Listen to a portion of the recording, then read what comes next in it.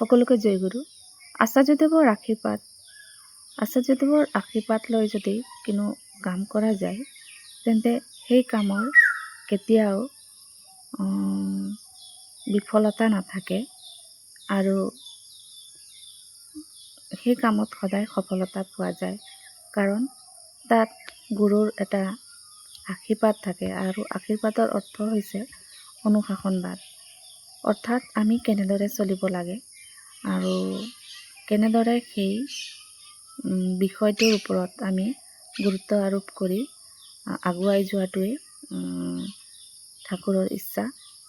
আৰু সেয়েহে আজি আমাৰ সকলো গুৰু ভাতাসকলে তেওঁৰ নিৰ্দেশ মতে, আচাৰ্যদেৱৰ নিৰ্দেশ মতে ৰাতিপুৱাৰ প্ৰাৰ্থনা ঘৰে ঘৰে কৰিবলৈ লৈছে।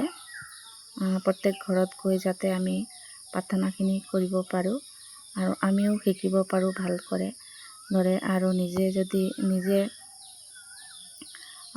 প্ৰতিদিন প্ৰত্যেক দিন যাতে আমি নিজেও প্ৰাৰ্থনা কৰাৰ এটা অভ্যাস গঢ়ি উঠে। তাৰ কাৰণে প্ৰত্যেক ঘৰত গ'লে তেওঁলোকৰো দুখ বিপদ বা অমংগলৰ নাশ হয় আৰু নিজৰো শৰীৰ সুস্থ থাকে।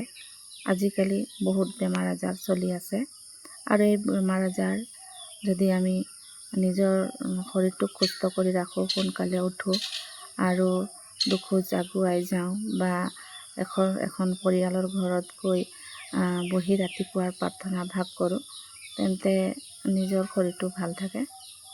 আৰু সেয়েহে আচাৰ্যদেৱৰ আমাৰ ইচ্ছা যাতে আমি নিজৰ শৰীৰটো সুস্থ ৰাখোঁ আৰু ঘৰে ঘৰে গৈ প্ৰাৰ্থনাৰ এটা প্ৰয়াস কৰি সকলো ঠাকুৰৰ নিৰ্দেশ মতে চলি নিজৰ জীৱনটো সুন্দৰ কৰি তোলোঁ।